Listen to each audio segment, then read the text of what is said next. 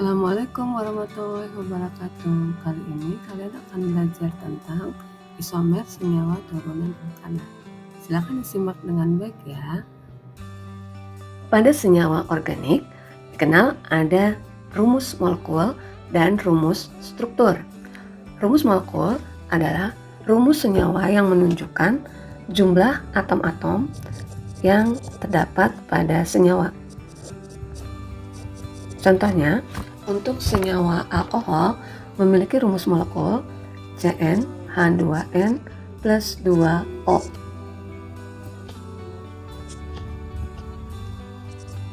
Jika N-nya 2, akan memiliki rumus molekul C2H6O.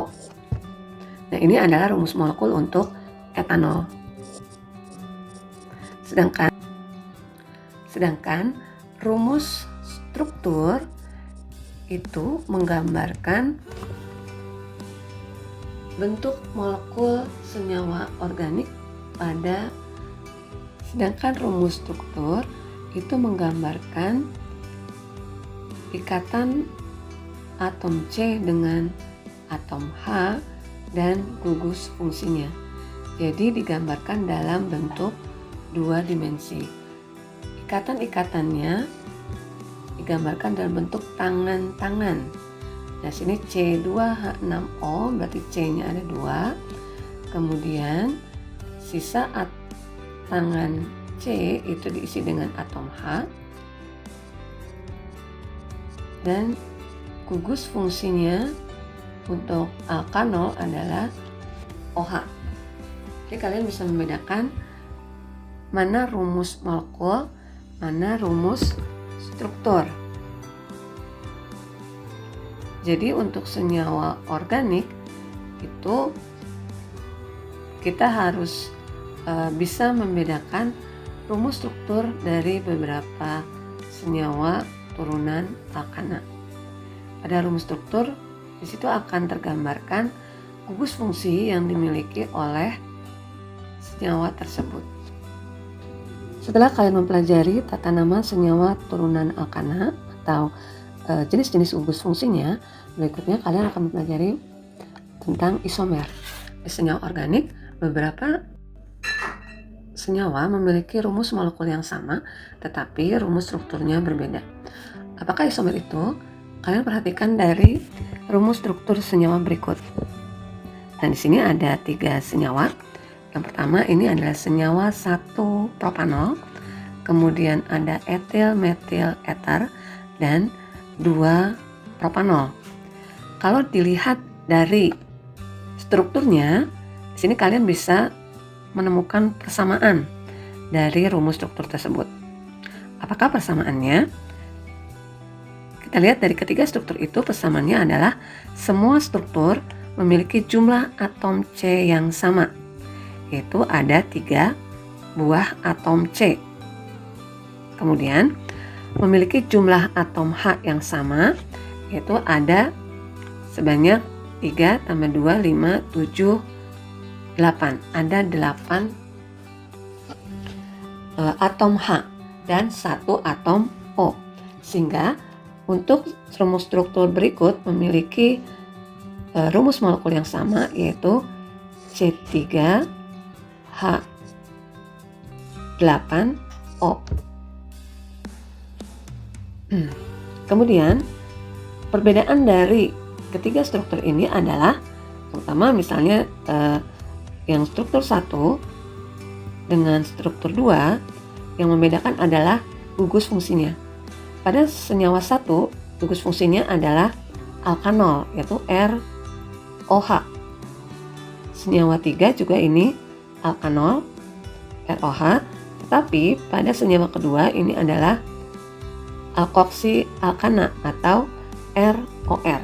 Nah, ini adalah perbedaannya. Inilah yang disebut dengan isomer. Jadi, senyawa-senyawa yang memiliki rumus molekul yang sama, tapi bisa jadi strukturnya berbeda atau posisi gugus fungsinya berbeda atau gugus fungsi yang berbeda. Nah, berikutnya kalian akan mempelajari bagaimana penggolongan pada isomer senyawa turunan alkana. Secara umum, isomer dikelompokkan menjadi dua kelompok, yaitu isomer struktur dan isomer ruang.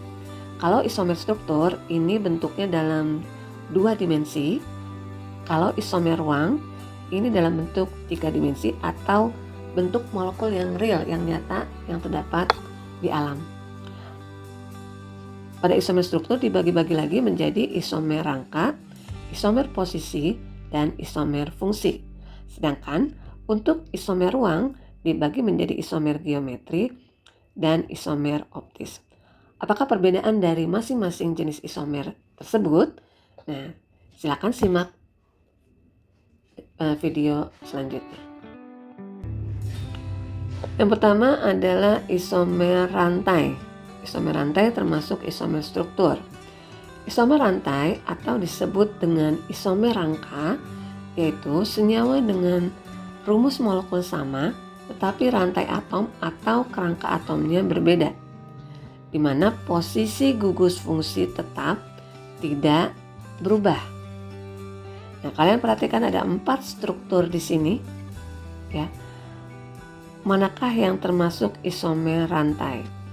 Kita lihat dulu 1 dan 2, ya, nomor 1 dan 2. 1 butanol dan 2 butanol. Persamaannya adalah atom C-nya, ya, fokus di atom C. Atom C-nya sama-sama membentuk rantai yang lurus. Yang berbeda adalah posisi gugus fungsinya atau OH yang berbeda. Pada nomor 1, OH-nya ada di nomor 1, ya. Disebut dengan 1 butanol. Kemudian yang nomor 2, posisi OH ada di nomor 2, disebut sebagai 2 butanol. Kemudian nomor 3, di sini atom C-nya tetap ada 4, ya. Kemudian posisi OH-nya tetap ada di ujung di nomor 1, tapi yang berbeda adalah atom C-nya ini tidak membentuk rantai lurus, tapi ada cabangnya. Ini yang disebut dengan isomer rantai. Rumus molekulnya sama, ini sama-sama C4. Kemudian H-nya 3 tambah 2, 5, 7, 9, 10, ya. C4 H10O. Ini rumus molekulnya sama. Tetapi yang membedakan adalah pada senyawa 1 dan 3 yang tadinya C-nya lurus, sedangkan yang nomor 3 C-nya ada cabang 1. Tetapi posisi gugus fungsinya tidak berubah. Nomor 1 dan 3 termasuk isomer rantai karena jumlah atom-atom penyusunnya sama, yaitu sama-sama 4, dan posisi OH tetap di nomor 1. Apakah nomor 2 dan 4 termasuk isomer rantai?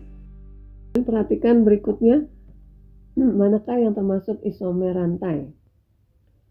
2-metoksi, 2-metilbutana, ini 2-metoksi, 2-metilbutana dengan 2-etoksi, 2-metilpropana termasuk isomer rantai kalau posisi gugus fungsi tetap di nomor 2. Nah, ini posisi gugus fungsinya. Ya, tetap di nomor 2. Pada asam butanoat, kemudian asam 2-metilpropanoat, ini juga termasuk isomer rantai karena posisi gugus fungsi tetap di nomor 1. Sedangkan metilpropanoat tidak berisomer rantai dengan asam butanoat.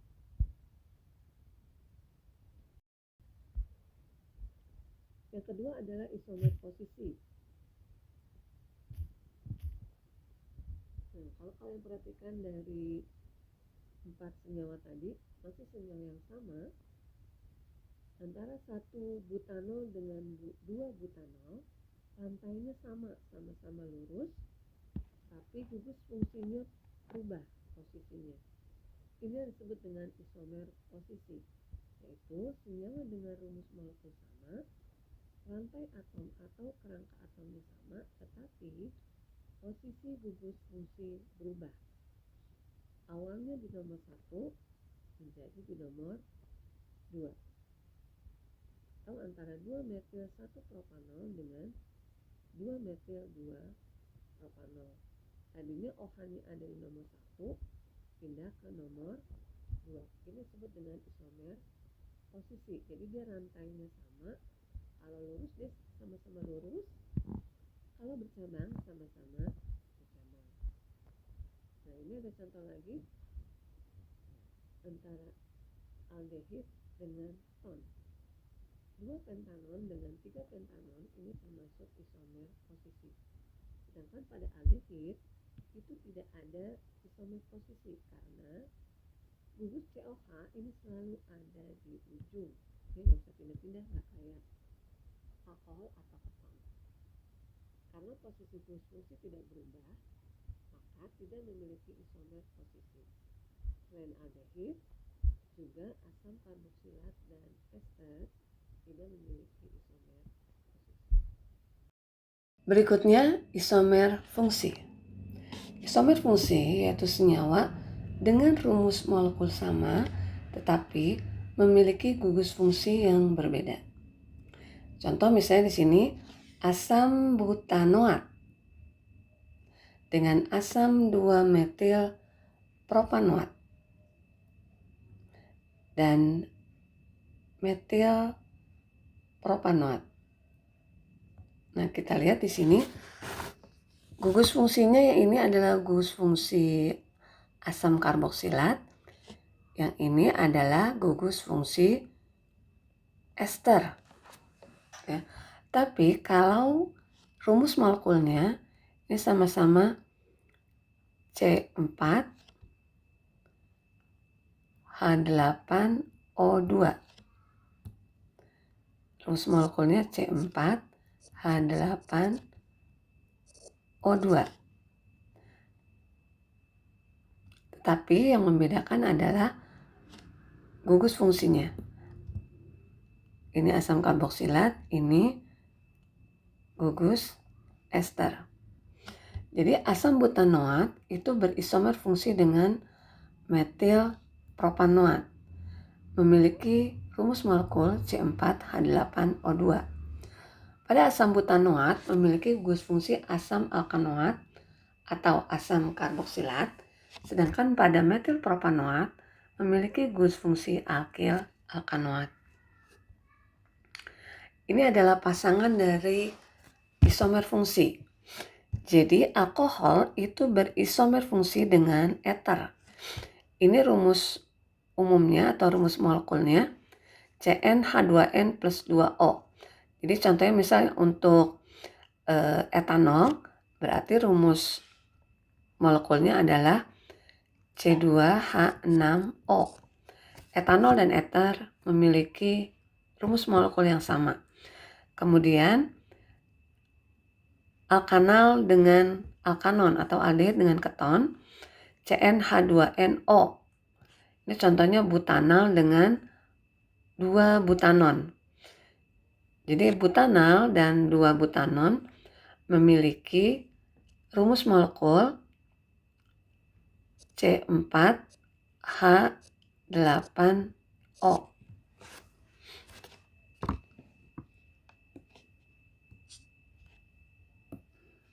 Ini C4H8O.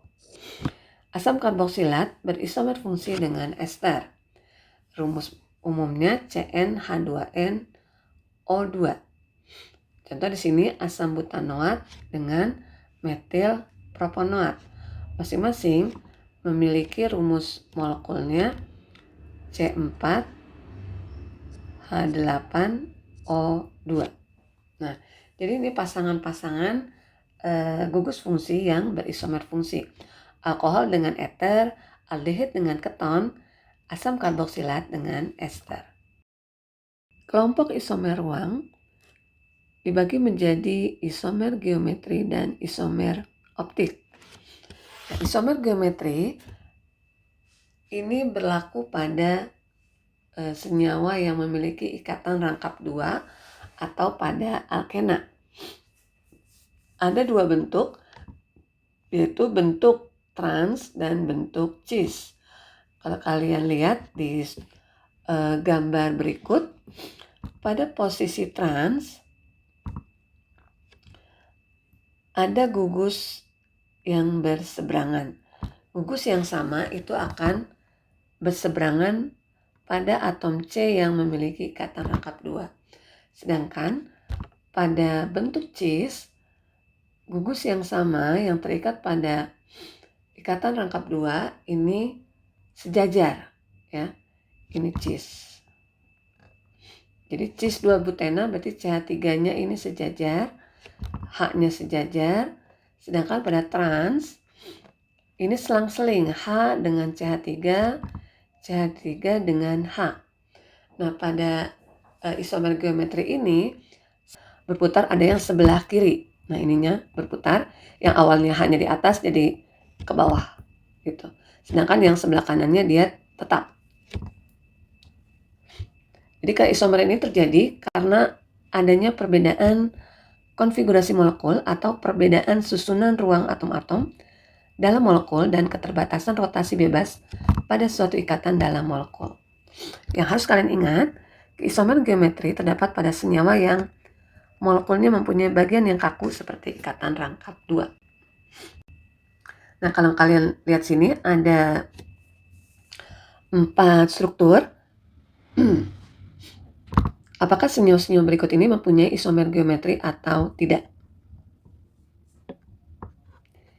Senyawa yang memiliki isomer geometri adalah senyawa B dan D. Alasannya, karena masing-masing atom C yang ikatan rangkap yang ini mengikat 2 atom atau gugus atom yang berbeda.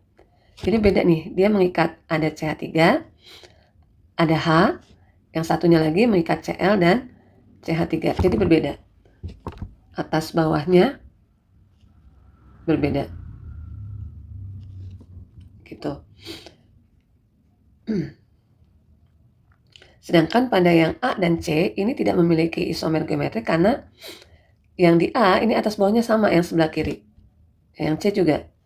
Ini sama, ini juga sama. Sehingga tidak ada rotasi dari gugus-gugus tersebut. Pada senyawa B ini namanya trans 3 kloro 2 butena. Ini posisi trans karena dia nyebrang.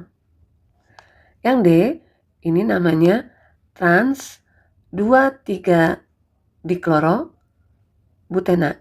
Nah, ini butena di sini ada 4. Posisi Cl-nya di nomor 1 dan di nomor 2. Yang terakhir adalah isomer optik. Isomer optik terjadi pada senyawa yang memiliki atom C asimetris, yaitu atom C yang mengikat 4 atom atau gugus yang berbeda. Isomer optik bersifat aktif jika dapat memutar bidang polarisasi, yaitu memutar bidang ke arah kanan yang disebut dengan dextro, lambangnya itu D besar. Jika memutar bidang polarisasi ke arah kiri disebut dengan levo. Atom C asimetris dikenal juga sebagai atom C kiral, yaitu bagian yang tidak dapat diimpitkan dengan bayangan cerminnya.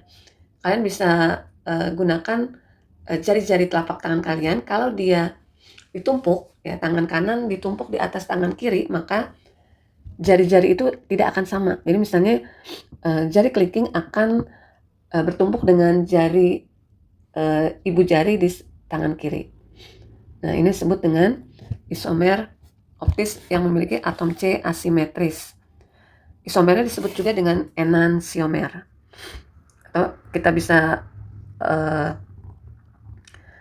sebut juga ini sebagai pencerminan, ya. Kalau kita bercermin berarti itu enantiomer kita. Nah, ini contohnya pada asam laktat, ya.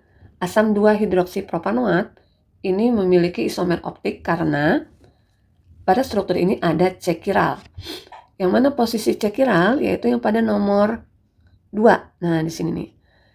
Pada nomor 2, atom C nomor 2 Keempat tangan C ini mengikat atom atau gugus yang berbeda. Jadi kalau di ke bawah dia mengikat OH, ke kiri mengikat CH3, ke atas ini mengikat H. Ini kalau kita uraikan H-nya di sini. Ke kanan dia mengikat COOH. Untuk menghitung berapa jumlah enantiomer atau menghitung jumlah isomer optik, cekirannya ada 1, maka dia memiliki 2. Kalau memiliki 1 atom cekiral, maka dia memiliki 2 isomer atau memiliki 2 enantiomer. Ini pencerminannya ini.